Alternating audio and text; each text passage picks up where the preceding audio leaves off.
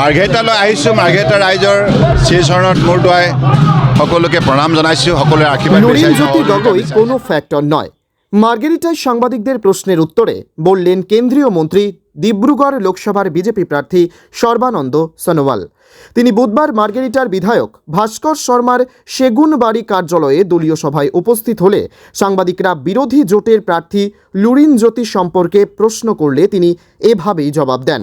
তবে তিনি বিরোধীদের সম্মান করেন, একথা বলেন কেন্দ্রীয় মন্ত্রী ডিব্রুগড় লোকসভার বিজেপি প্রার্থী সর্বানন্দ সোনোয়াল। মাৰ্ঘেৰিটা সমষ্টিত আমাৰ এই সমষ্টিৰ জনপ্ৰিয় বিধায়ক ভাস্কৰ শৰ্মা ডাঙৰীয়াই ৰাইজক আস্থা আৰু বিশ্বাসত লৈ বহু কাম কৰিছে, সমষ্টিৰ বহু উন্নয়ন হৈছে। সেইকাৰণে মই দেখিছোঁ আজি প্ৰতিজন কাৰ্যকৰ্তাৰ যিটো উৎসাহ আপোনালোকে প্ৰত্যক্ষ কৰিছে, ৰাইজৰ মাজত বহুত মানে স্থানীয় বিধায়কজনৰ ওপৰত আস্থা আৰু বিশ্বাস আছে। গতিকে ভাল কাম কৰিলে ভাল ফল পায়।